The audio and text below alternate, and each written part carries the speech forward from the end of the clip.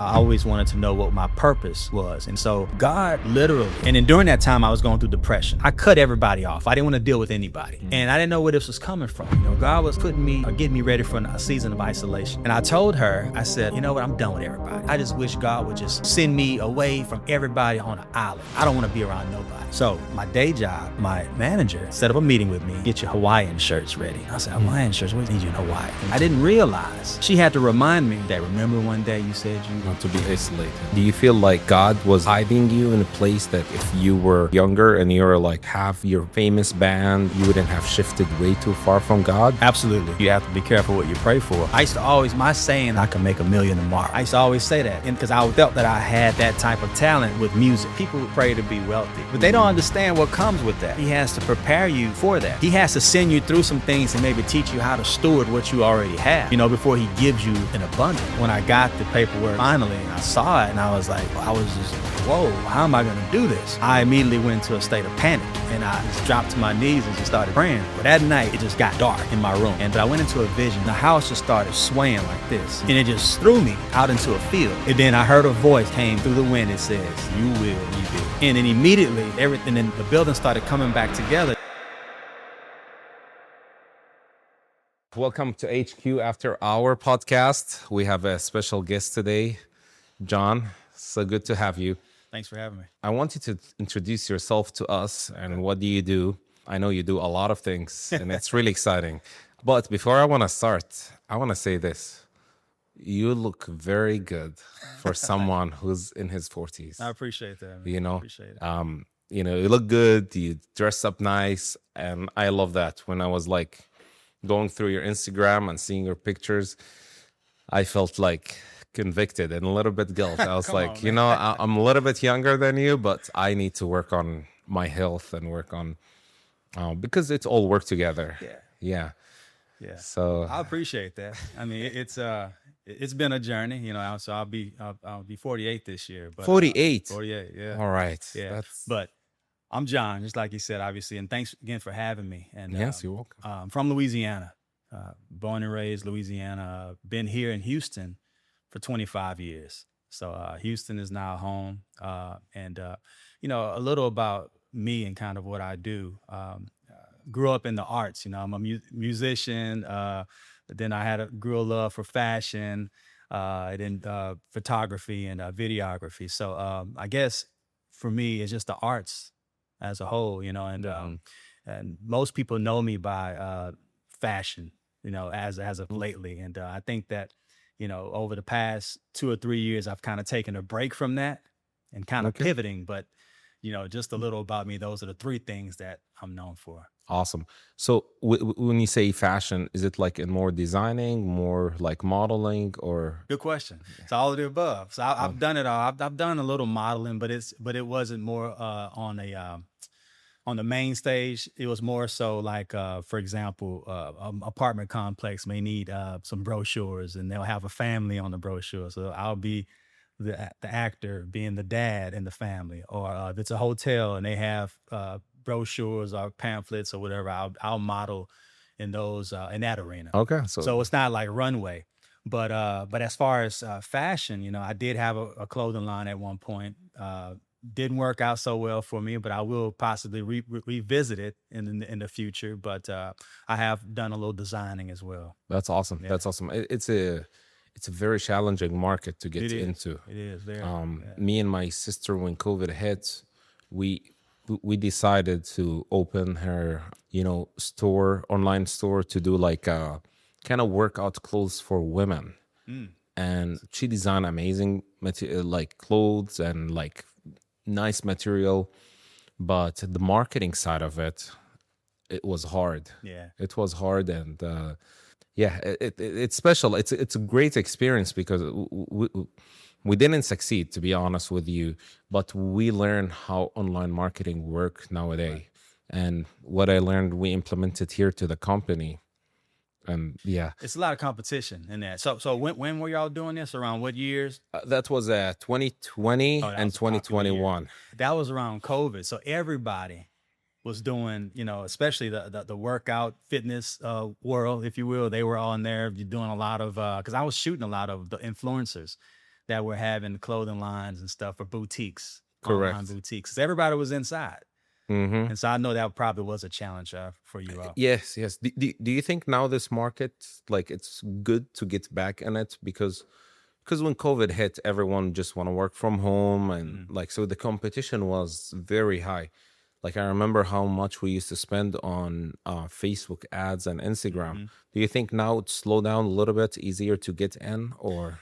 You know, I haven't really tapped into it as of late, but I will say this from what I've learned from my failures with doing it is you have to set yourself apart from Mm, the competition. And not only the competition, but the big competition. So for example, if you're doing fitness mm, clothing or apparel, you know, you got Nike, Adidas, all these other brands, but you have to find your own community and kind of what they may be interested in, if that makes sense.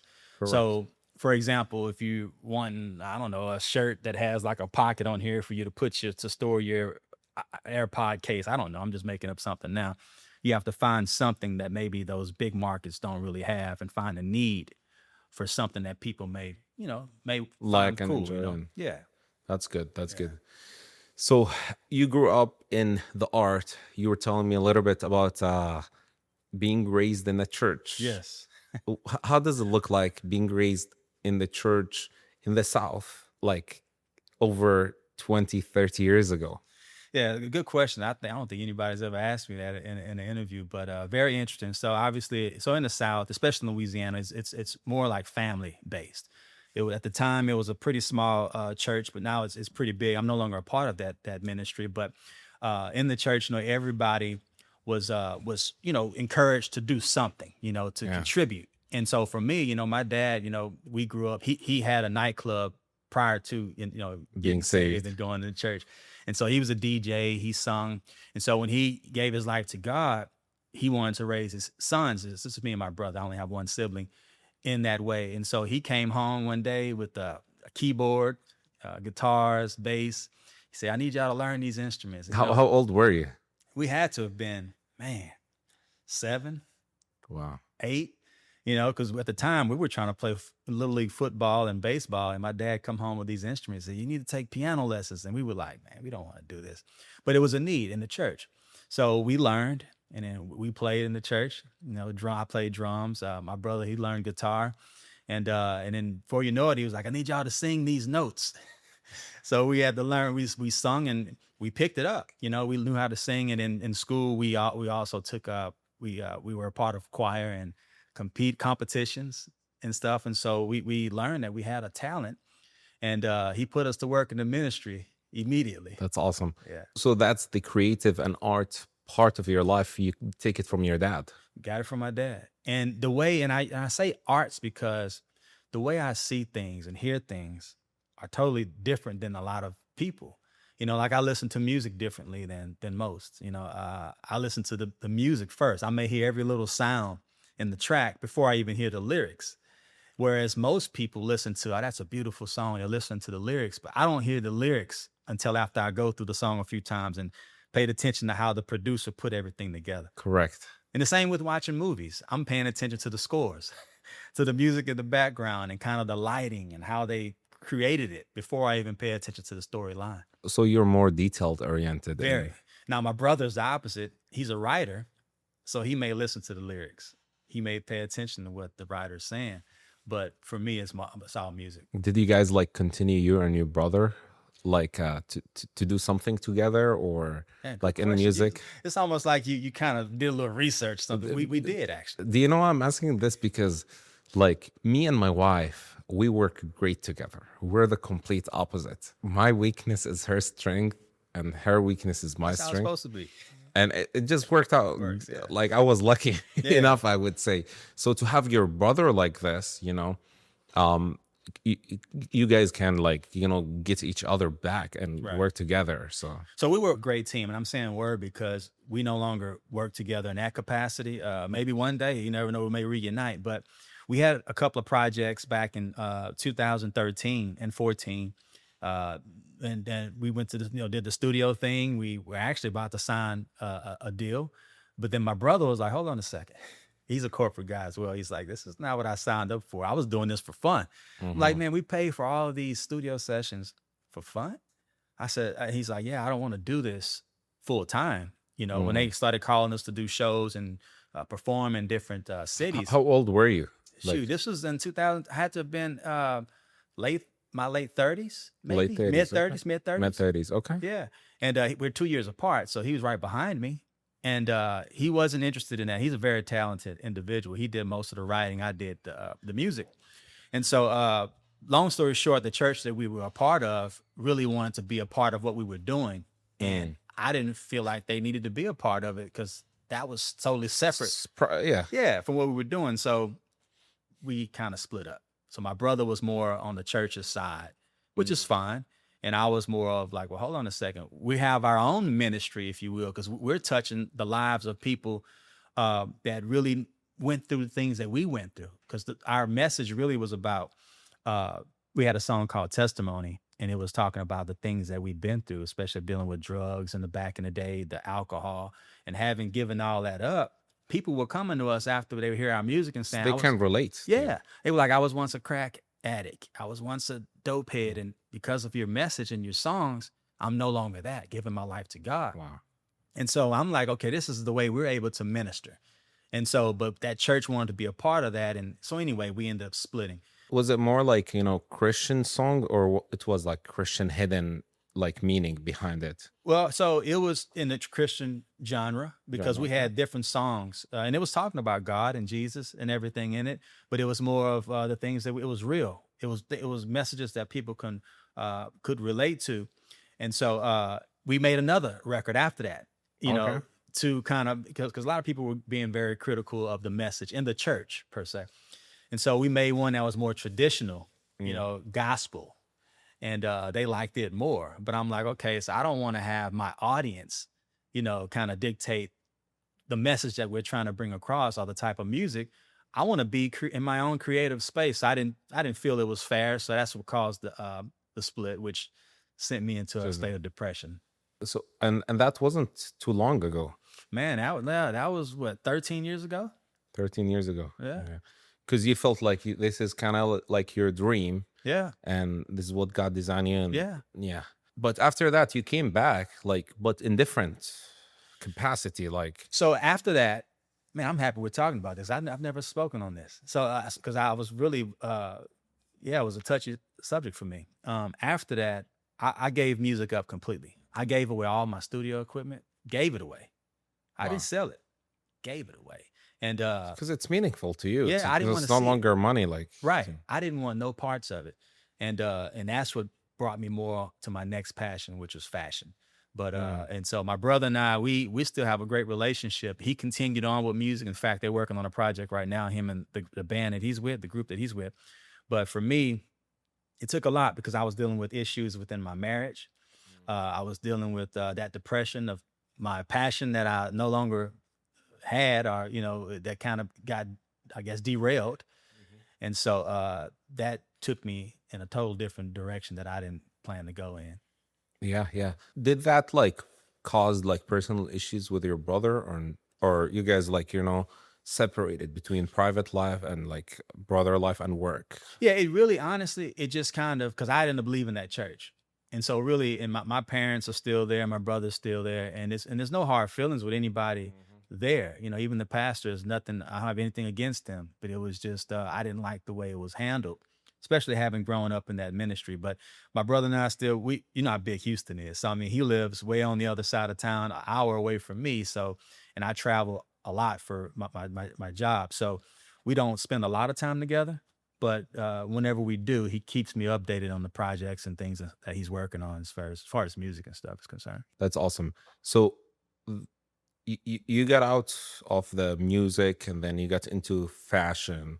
When did you start notice like the need for social media and just the switch of like traditional regular marketing into social media and influencers? And like right now I will definitely call you an influencer on social Yeah. media. So when did that clicked in you and you said like, okay, this is the direction the industry is heading towards? So for me, I always had like back in the day it was MySpace, and Okay. I don't know if you're old enough to remember that. I Yeah, do.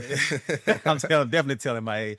So they had MySpace, which I played a little bit on that. And then you had Facebook, obviously, but and then I ended up doing Instagram. But for me, it was just fun. Me and my son, he was real young at the time. We would just make jokes and stuff on there. And then one day I started posting outfits, and then different people would say, you need to kind of change your page up a little bit and make it more inspirational, maybe around fashion. And so I cleaned up my page, which when I was married, my wife at the time felt that I was, trying to be secretive and didn't want to show family. So I'm like, no, I'm trying to change the page to shift more into fashion. Mhm. So I did that, and my following started to grow a little bit. I think at the time it grew from like 1,000 followers to like 8,000. And Okay. then When was that? Like this year to was in like 2016, 16? Okay. so 10 years ago. And then what happened was there was this bigger influencer. He was very well known in the Houston area for fashion, and it was around middle-aged men with gray beards. He went viral for being an older gentleman that was very fashionable, and Did he have like darker skin or well, same complexion, same comfort? Okay. and he DM'd me, and went viral. He had almost 1 million followers.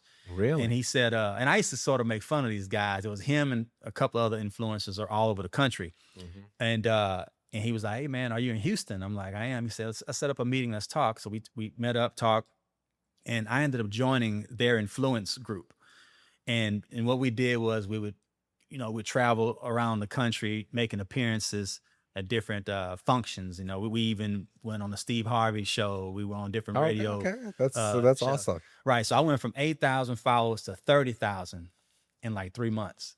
Wow. And then it just kept growing, kept growing. And I was with those guys for several years until I decided to part ways from what they were doing.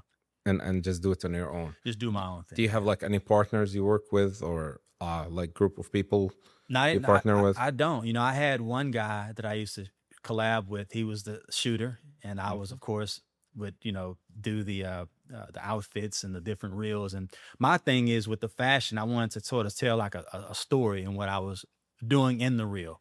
It could be a day in the life. It could be, in my mind, I'm thinking I'm James Bond or something. So I would do a reel, just wanting to give men confidence in that, you could be a middle-aged man and still look, the way you want to look and feel the way you want to feel just by having confidence. And so my message shifted from more of not so much fashion, but now confidence.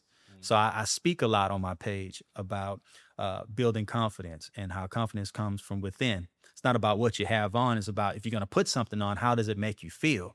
Right. And if you feel good, you look good, and then you'll be confident. And so that's my message now is to help men, and women, feel better about themselves, especially when aging. Yeah, yeah. Did you feel like this came out of place of depression, that you felt like down and you felt like you need to build your own confidence again, like with the divorce and like how did it came up? Good question. Another good question. You asked some good questions. So with that, the confidence piece, I've never really lacked confidence. I think the only thing that made me lack confidence slightly was after the divorce, and that's only around finances. Because as we all know, divorces are for people who do know, divorces can affect your finances. Big time. Big time, Big time. because it's unexpected in a lot of ways. And if you don't do things properly during a divorce, then you'll find yourself starting all over. And that's what happened with me. I had to start all over. That was 3 years ago. I'm fine now. But with the confidence piece, the reason why I shifted gears was it was God, man, to be honest with you. Tell me more about that. Like Yeah. how God brought it was God. So I had an individual that I was working with. She would always just tell me how, God's anointing is on you, and there's going to be a lot more that you're going to do in life besides just fashion. You're bigger than fashion. And I never understood what that was. And I always wanted to know what my purpose was. And then so God literally, and then during that time I was going through depression, right? And so I cut everybody off. I didn't want to deal with anybody. Mm. And I didn't know where this was coming from. God was putting me or getting me ready for a season of isolation. And I told her, I said, you know what? I'm done with everybody. I just wish God would just send me away from everybody on an island. I don't want to be around nobody. Mm. So my day job, my manager had set up a meeting with me. He said, "Hey John," he said, "I got a special project for you." He says, "All I can ask you to do is get your Hawaiian shirts ready." And I said, Mm. "Hawaiian shirts? Where's he going with this?" So he said, "I need you in Hawaii." So I ended up packing up my things and moved to Hawaii. But I didn't realize she had to remind me that, remember one day you said you Not to be isolated. isolated. So I was in Hawaii last year, didn't expect to be there. And it was, people were like, "Oh man, you're lucky, you're blessed." And I'm like, man, it was the worst for me because I was around nobody I knew on an Yeah. island, 4,000 miles away, 5 hour time difference. So when I get off work at 5, it's 10 Everyone's o'clock sleeping. here, everybody's asleep. Yeah. So I'm spending time, God was speaking to me, I'm having visions. And instantly the fashion just went away. And Mm. I was like, I couldn't understand why I wasn't into the new trends or paying attention to these different brands when they would have fashion runway shows. I knew what was coming out. I knew what to let my clients know what to wear as an image consultant, but immediately I just didn't care about it. I started, dressing more plain, not having labels and stuff on me. I didn't want labels on me. And so he shifted gears and I'm like, man, my purpose is really to share my testimony, help others. Finances, that's another thing. I was a big spender when Mm. I was married. I was buying stuff that I didn't need, and I had to learn you should Finances, everything. live below your means. Finances. So he started showing me everything, and still is, to a point now where I'm like, I can teach. I'll let everyone know that's coming up that's younger than me is that we shouldn't focus so much on material things, right?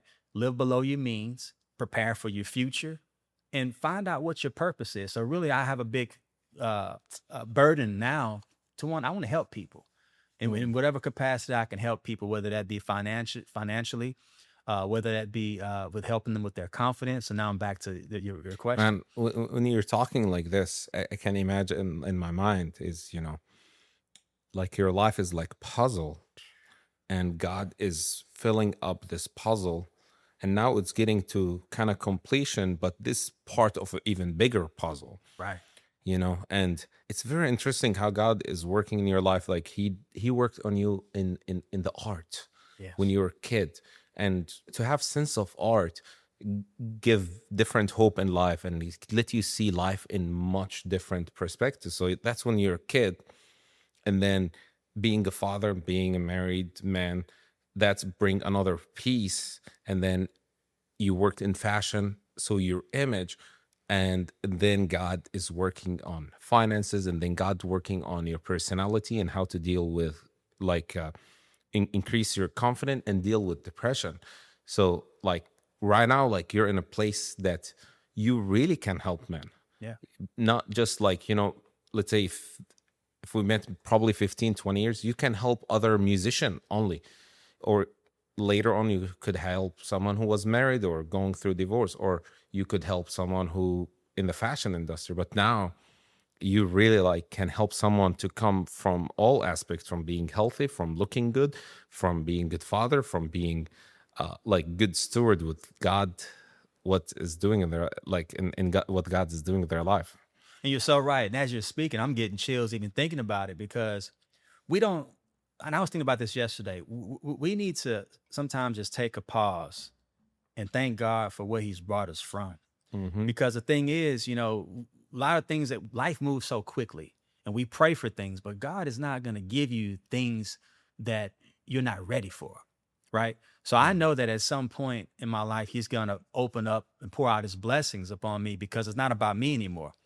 I said, God, if you bless me with abundance, I'm going to make sure I spread the abundance, help others. Whereas 15, 20 years ago, I probably would have spent all the money, on things that Yeah. I should not have spent it on. And so life isn't about that. And so I think that I had to get experience, get a little bit older, get a little bit wisdom, go through certain things so that I have a testimony to be able to help others, at this time. That's awesome. Yeah, when you're sharing about your testimony in Hawaii, and how God isolated you.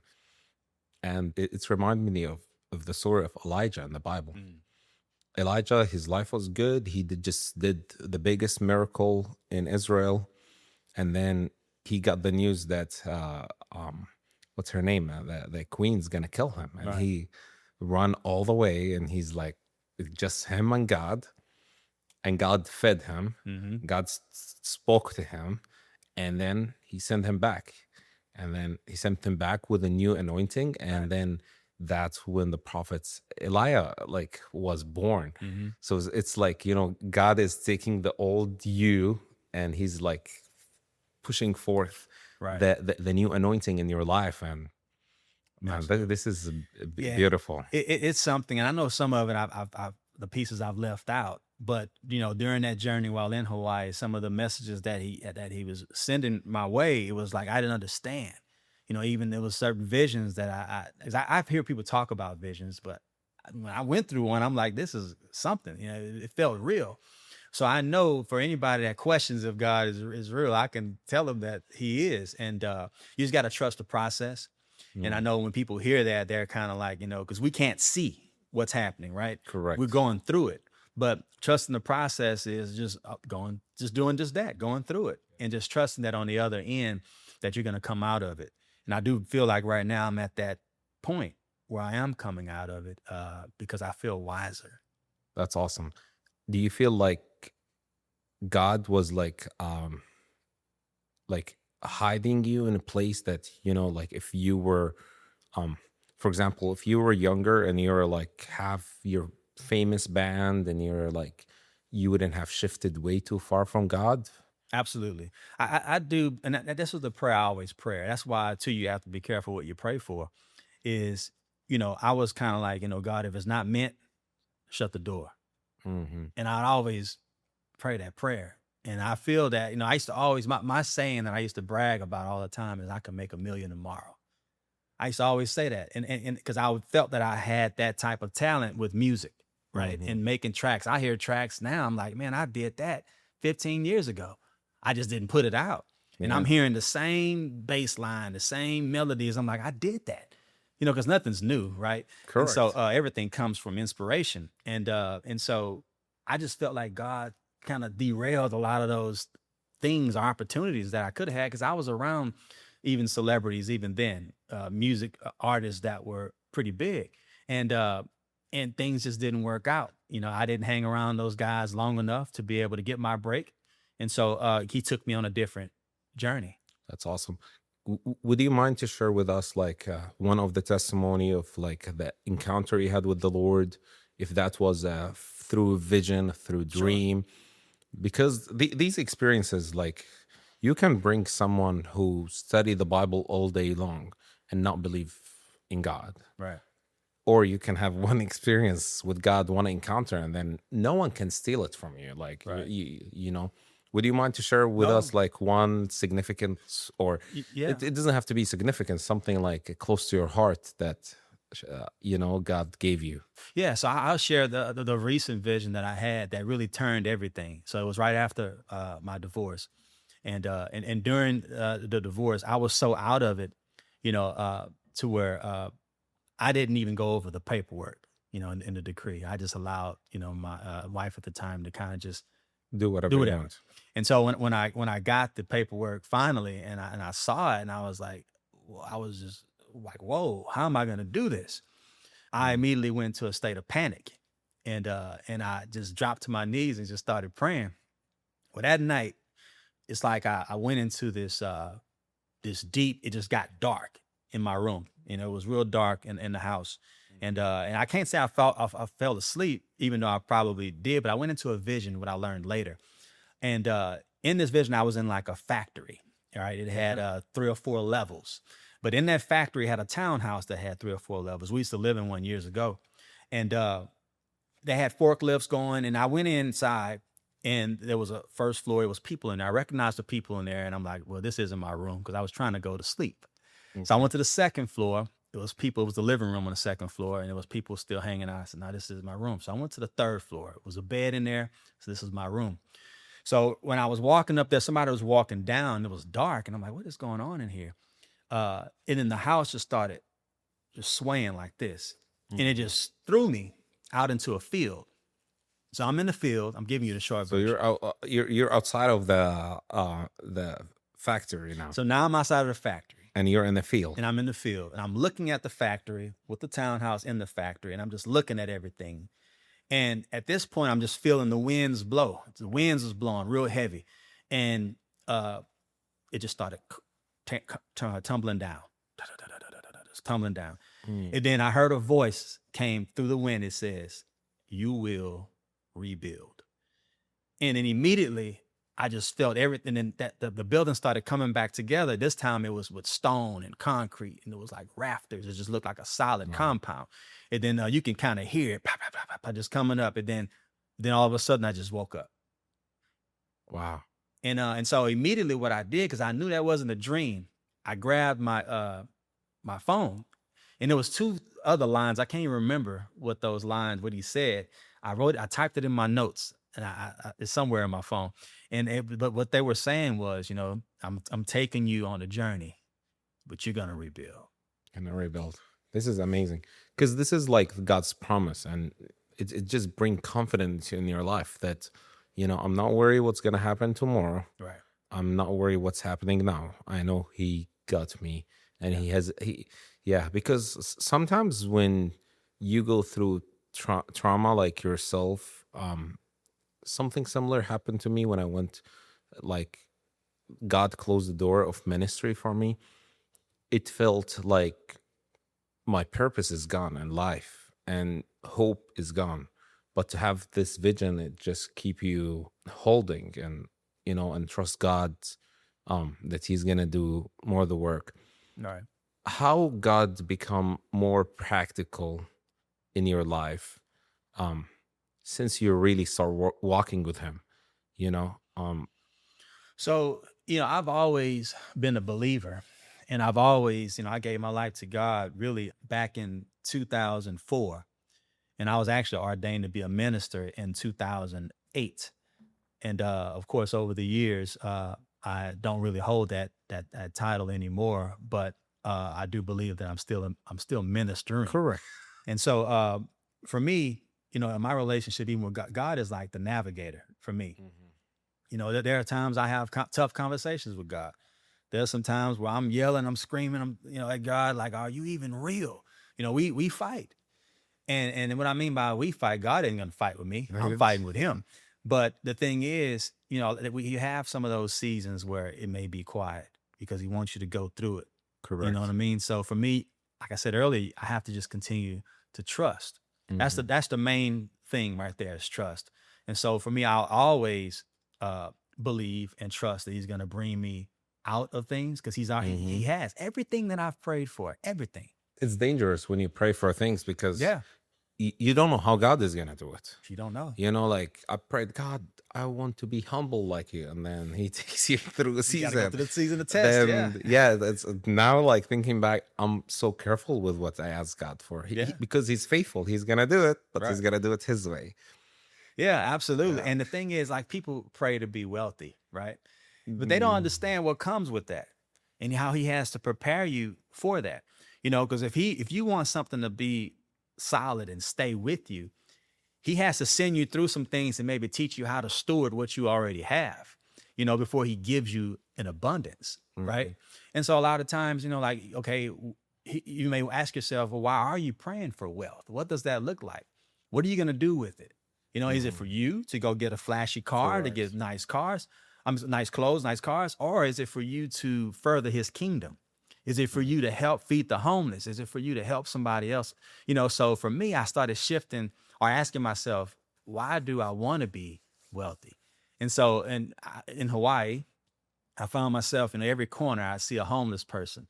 I would just start crying. Not on purpose. I'm like, what is this? I pass by them, I'm in tears. I see somebody struggling, I'm in tears. I'm like, where is this coming from? So I started to understand that I have a love for people. And I really want to tap into, the real reason why a lot of people have fallen from whatever it is they fell from. Because there are a lot of homeless people out there that were probably once successful, but they Correct. lost it all because of poor decisions. And especially with men, I talked about that recently in a conversation I had, where the value just goes down immediately once you lose everything. People don't see you the same anymore. No. And now you have to rebuild with nothing. So I want to be able to help people. That's what I was saying earlier, with building up that confidence and letting them know that, man, you can pick yourself back up, but you're going to need some help, not only from man, but It's from God. God. No, you're right, 100%. Because when you're successful, like people wants to be around you, Right. wants to, like, just this past Christmas, because my company is doing well. I have a lot of employees, we have subcontractor we work with. Um, I'm usually not a person that I enjoy gifts. I love giving gifts, but this past Christmas, I got gifts. Maybe like my whole life, I didn't get that much amount of gifts. All right. Everyone is just getting me gifts left and right, and it made me realize, like, wow, this is like, as much as I enjoy these gifts, but it's so painful. I was like, where were all of these people like a few years ago when I was in my lowest place, when you were isolated, when I was isolated, when literally like you had a whole Christmas, or like even your birthday, that you don't even get one gift. You're lucky if a couple of people called you Right. around that time. Right. But Right. That's something, man. I tell you, you said something key there. All of a sudden, that's like people. I was watching something yesterday, and it was talking about how when God is about to bless you, or when He's moving you further along the journey, it's like all of a sudden people just come out of nowhere, and they either start wanting to be nice to you, or they may shower you with gifts or do things that they wouldn't normally do whenever you were in the valley. And that's when you know that you're really about to really tap into what God really has for you. And it's not for us to, ignore them or just say, oh, now you want to come all of a sudden.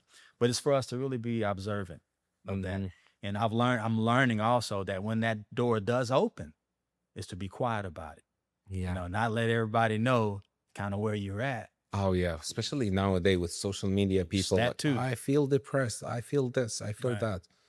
Yeah. Right. Did you feel like when you went through depression, that humbled you, that it made you feel with other people, like you can relate to them more often? Yeah, because I guess for me, it was more of a season of kind of pouting a little bit, kind of like, you know what? I used to be the strong guy that always reach out to people, hey, just checking on you, making sure you're good, making sure you're Mhm. good. But then when I was going through it and didn't understand what I was going through, I didn't hear from anybody. So for me, I'm like, you know what? I had to ask myself too, during that time, why did I stop checking on people?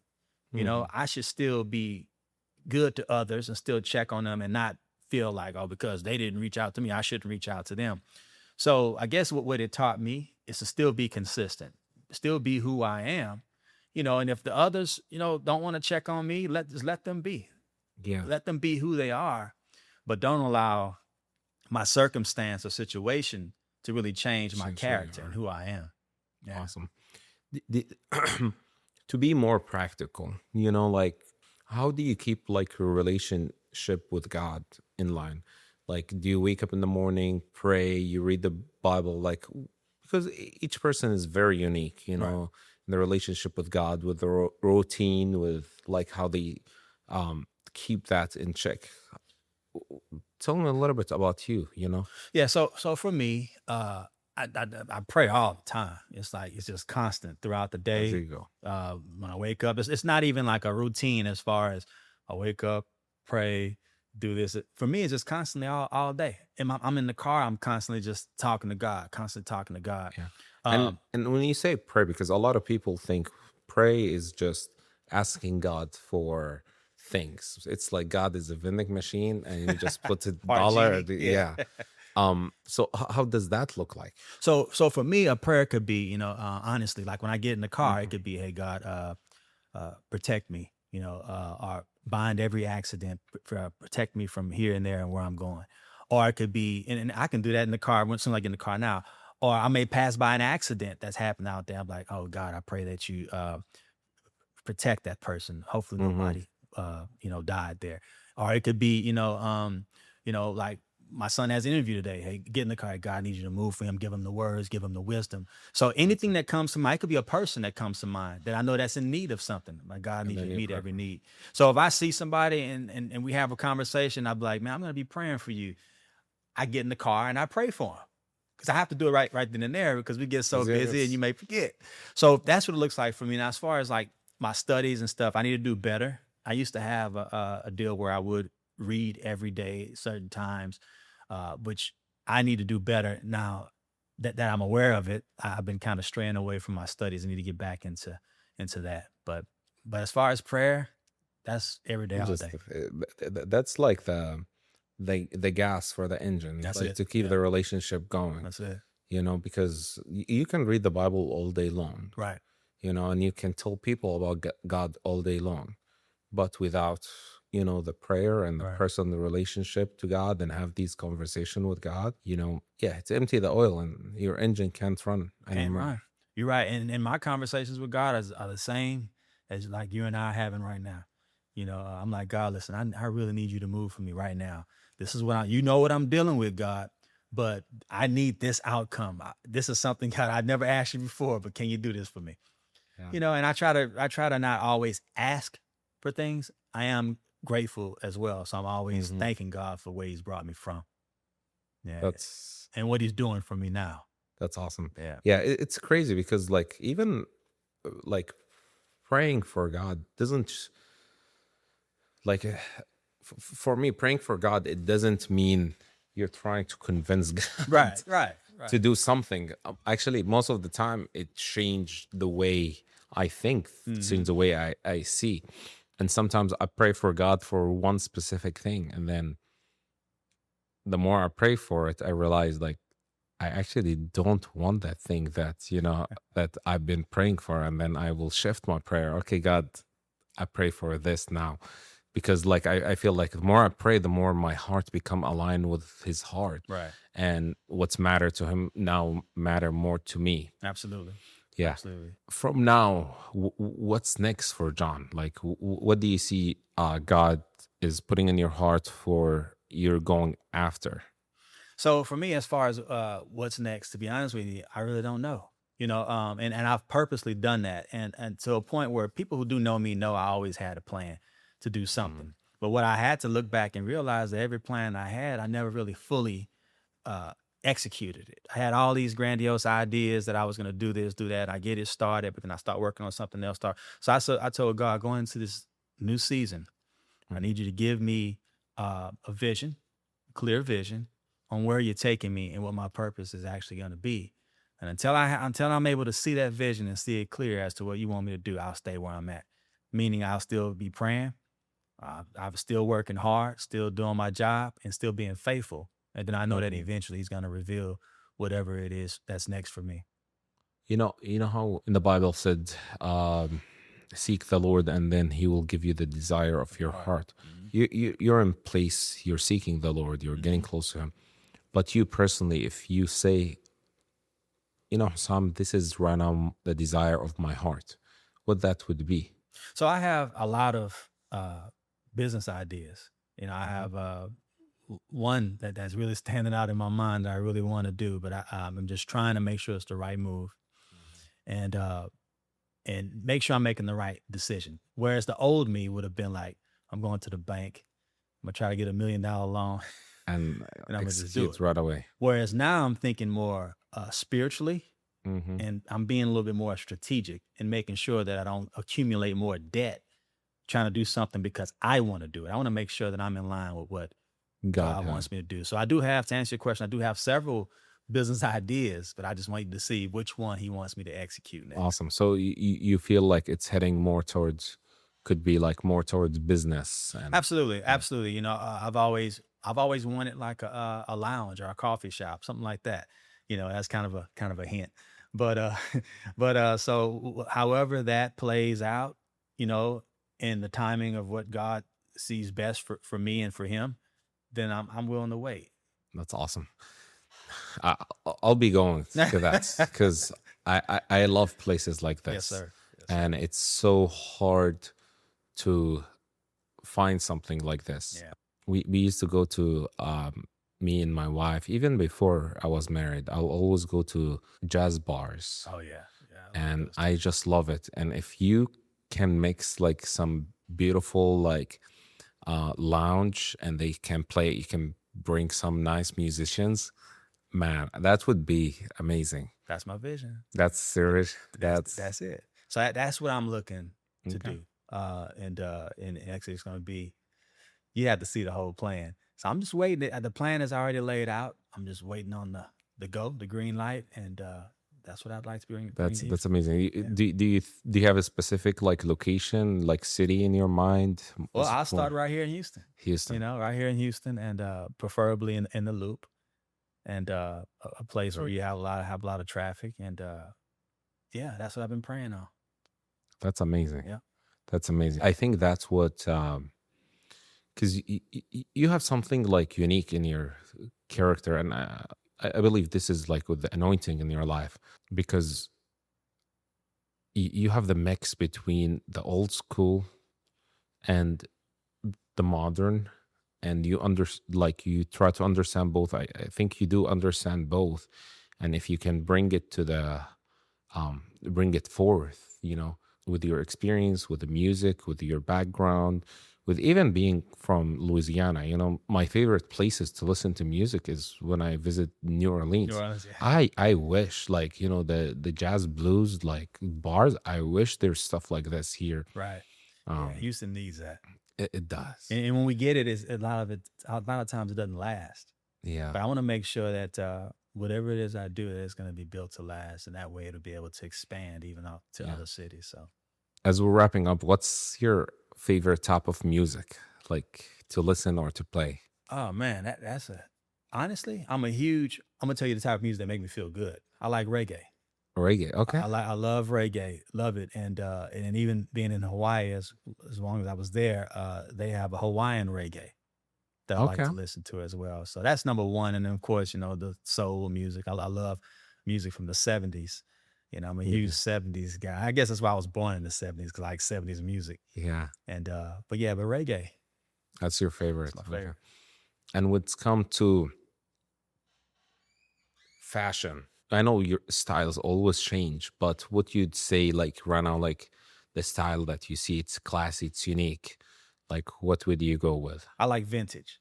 I like anything that's Okay. vintage, like that's '70s inspired, with a little rock in it, meaning a little edge, Yeah. and conservative. So if I can marry all three of those together, vintage, No brand names, no big logos, nothing. no brand names, no big logos, just something real stylish and real sleek, conservative, but still, comfortable and still laid back. What colors will be involved in? So I like earth tones, but people do know me. I do wear a lot of black. I need to get out of that, but I do. I like earth tones and things like that. Nothing too bright and vibrant yet. And I think I'll get to that, but more earth tones. Awesome. Yeah. And a lot of in your arts is do you like movies, stuff like this? Yeah, I'm a big movie What's type of movies? fan as well. So I like action movies. I like a lot of the James Bond, the 007 type movies, comedies. I like it all, to be honest with you. Even horror films, believe it or not. So I like it. I like them all. And some movies that were a lot of drama, only in movies, and stuff. Movies to where you happen to think, okay, who was the person? Who was the killer? But yeah, those type of movies that have you really thinking. Yeah. And mostly a lot of these movies, they're more in the older side. Yeah. Like the newer ones, it just too much like scenes and Yeah. too much instead of like real stories. Right. Right. No strong storylines. No strong right. storylines. It's Yeah. more and sometimes it's like not being too conservative. Right. And Right. man, I really think like if you bring in like all of these things that we talk about in a lounge, because like the music, the visual, the pictures, like how these colors that you like, I think it will come together. You get me really well. excited because the whole plan that I have laid out, it has everything you just said within it. So it's gonna stand apart from every lounge or it's in this city. You know, I just got to get it open.